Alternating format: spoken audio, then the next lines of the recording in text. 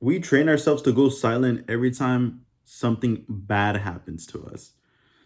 But what does that really do to us? Well, that keeps us in a place of shame, a place of a sense of, man, you should feel bad for yourself for what you did, and you should stay there because you should learn your lesson from it. But what ends up happening is that we end up staying there and getting stuck there. And it's like, how do we dig ourselves out of it? How do we change from what we want to do? Or how do we change the stuff that we want to do? You have to tell yourself the truth and you have to speak it. You have to be able to release it in some sense or way. Unless if you keep it to yourself, nothing else is going to change. Everything's going to stay the same over and over and over again. So when does the change really come? The change comes when you tell yourself the truth, when you tell others the truth, when you have a serious conversation with someone and you start to get somewhere with something. Now, of course, I'm not saying say your business to the most random person you know, or just say to a stranger is what I meant. What I mean is know your circle, know the people who you mess with, and communicate with them, talk to them, or if you don't feel comfortable talking to them, release it in some sense of or form. Release it in music. Go ahead and sing. Sing in the shower for all it matters. You know, sometimes it could be a little hum, or it can be actual words. Oh, there's times. They could come in any form. It's just as much as you choose it to be. It can be it can be in a sports, for instance, when you're upset and you're angry. Why not take it out on the weights? You see how aggressive you get.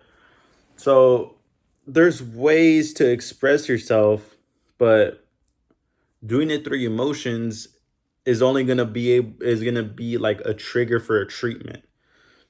When you're upset, you're gonna want to go to work out. When you're sad, I guess you're gonna want to sing. It all depends on what you aim it at.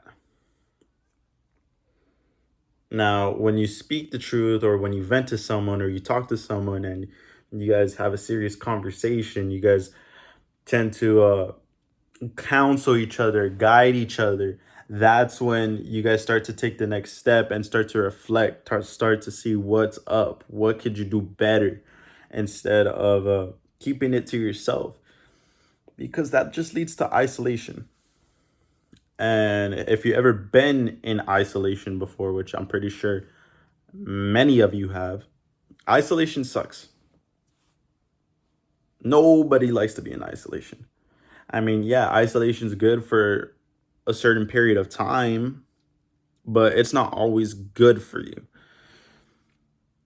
You have to have a sense of rest, a sense of peace and quiet. You know, there's always a time for something, but you just got to learn to know when it is the time to do something and when it's not the time to do something. There's so many ways to get these things out. It's insane. And sometimes it'll leak in your body language, the way you move, the way you talk, the tone in what you speak in. Every little single thing matters. As when you pick up on things like that, you start to look for it more. You start to, okay, well, let me hear what other people are talking about. And it doesn't mean, oh, assume everything about a person and, oh, now you know how that person's like. You still have to go and see if they're truly like that. You can always imagine someone being a specific way, an image of what you think they are. But until you actually go up and talk to someone, that's how you'll be able to gauge who they are. Whereas you're not just guessing from the top of your head, imagining it. There's no socialism to that. There's no actually understanding if that's how that person is or is not.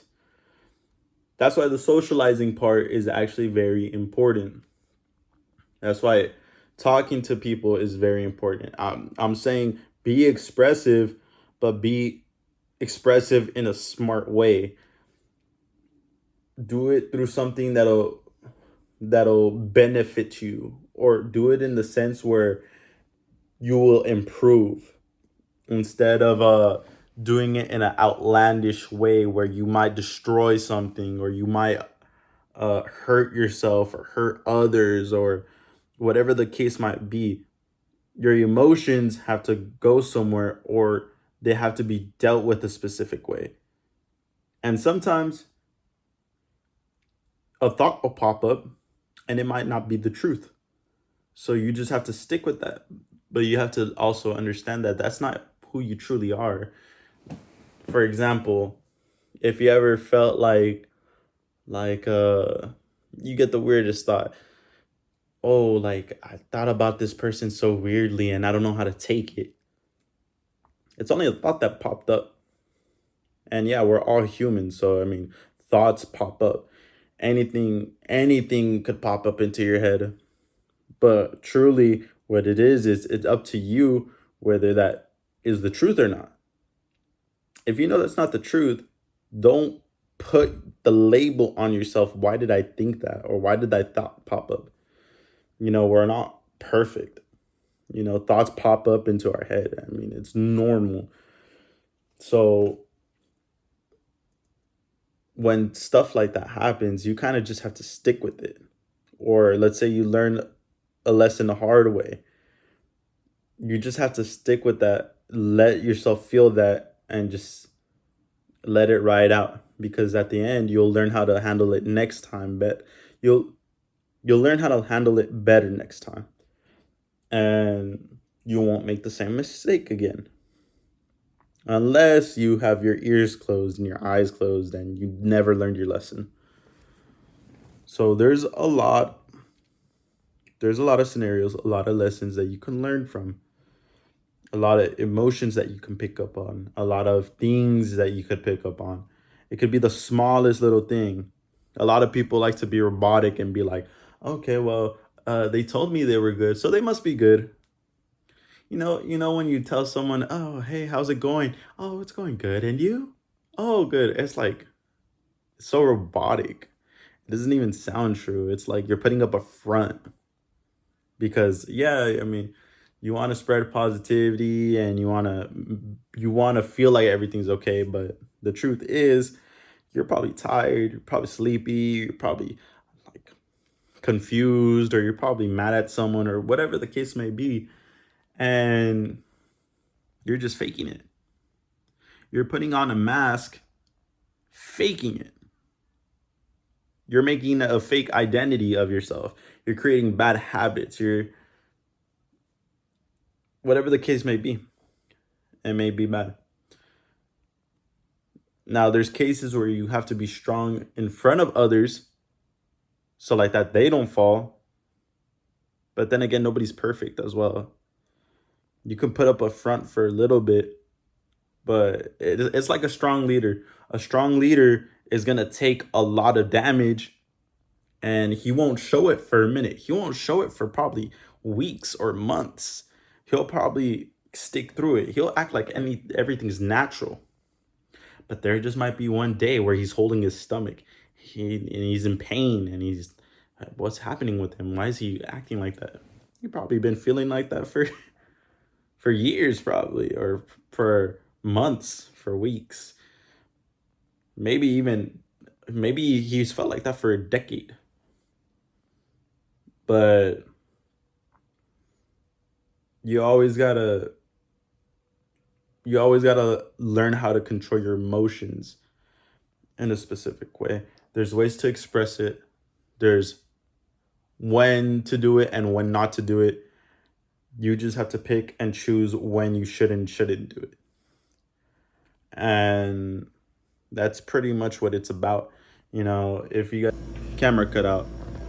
But if you guys have any questions about what we talked about right now, leave a comment down below. And if you guys like these videos, hit the subscription button. If you guys want to work one-on-one with me, just shoot a text. Comment down rules down below.